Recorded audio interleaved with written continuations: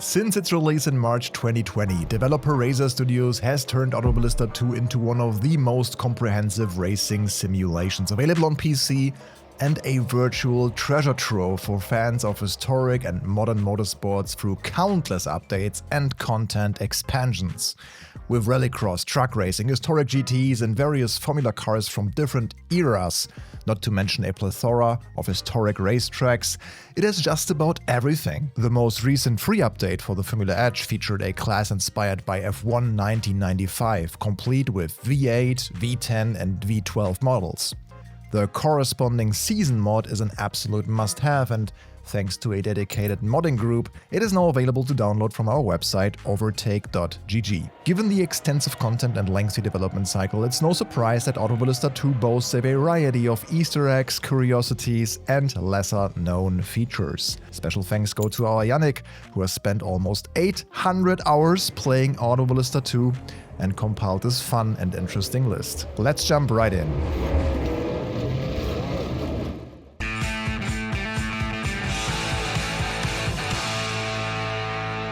Welcome back to Overtake, I'm Michel, and we get straight to the first fact that is absolutely mind-blowing if you didn't know this yet.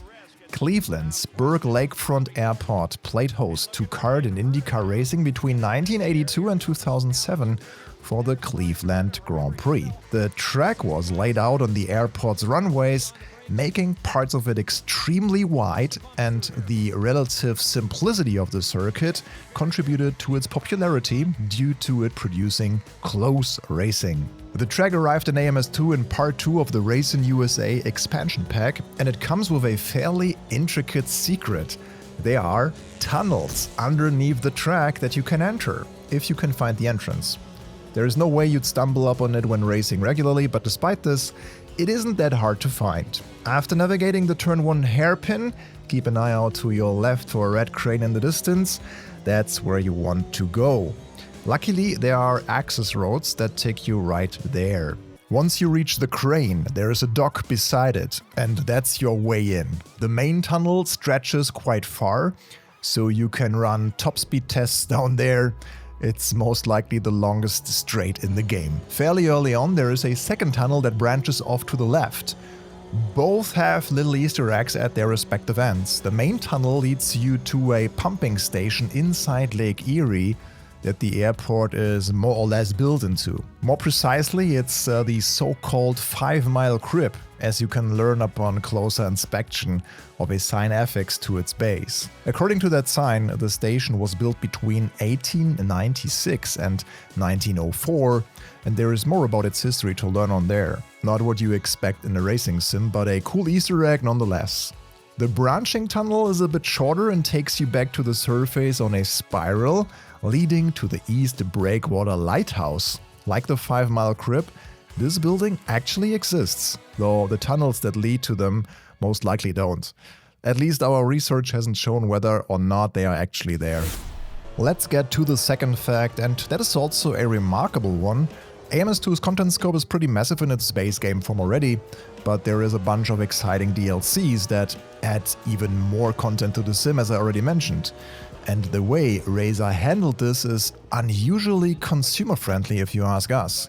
Because even if you do not own a single DLC track, you can still race on all of them online as long as the session host owns them. You cannot use them in offline game modes, except if they appear in one of the pre-made championships, but if you want to jump into a lobby that you found and is running, say, Le Mans, you don't need to worry about purchasing the track.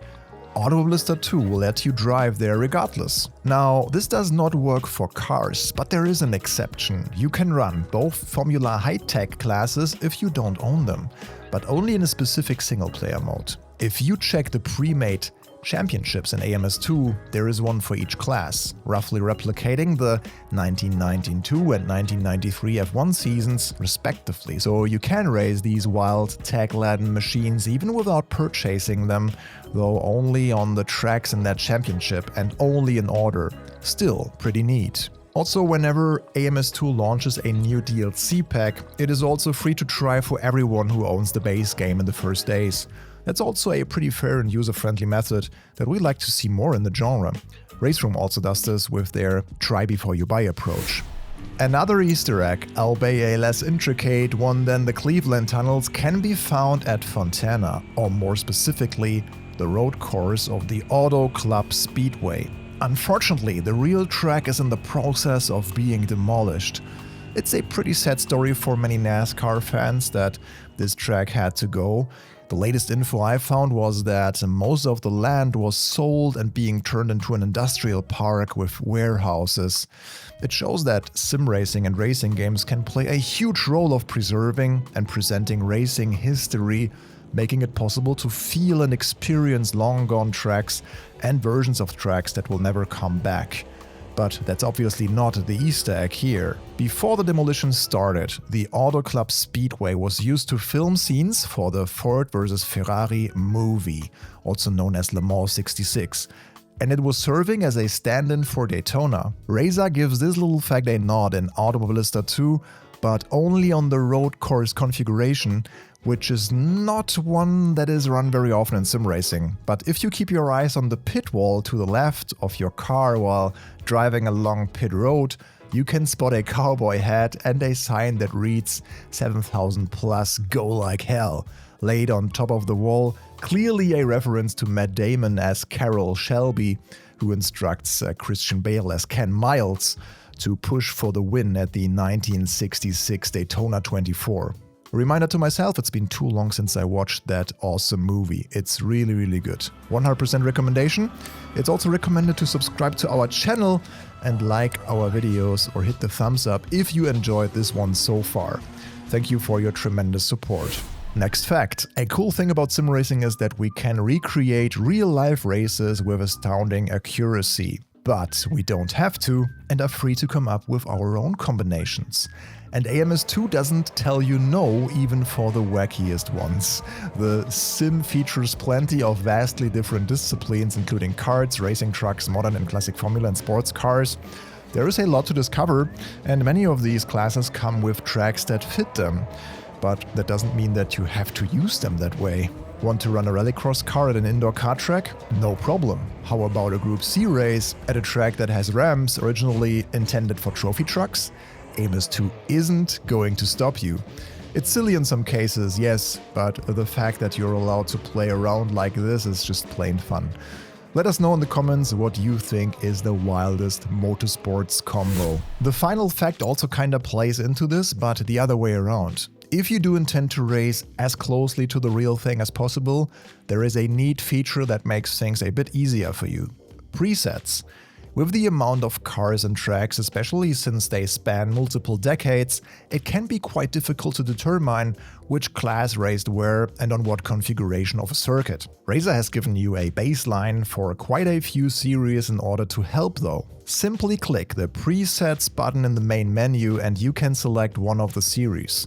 Doing so will change the menu art, as well as limit the track list to choices that are accurate to that era and championship you just picked. And even if the layouts sometimes don't match 100%, it's usually enough to draw you right into a series, especially those that recreate classic racing. It is also possible to use an XML selector to launch pre-made race scenarios. And the F1 1995 season mod I mentioned at the beginning does exactly that. You are simply running a batch file from your AMS2 folder and, quote, the system will automatically load the correct car set, load the accurate car skins for a specific race, and load the correct AI strength, mistakes, reliability. And since the AI drivers in AMS2 have become really good in the meanwhile, this might be one of the most immersive and fun single-player sim racing experience currently. That's it, I hope you discovered something new today. Enjoy racing and make sure to watch this video as well in case you missed it. We recently shed light on the big plans for Automobilista 2 in 2026, including a sophisticated career mode. See you there or in the next one. Bye!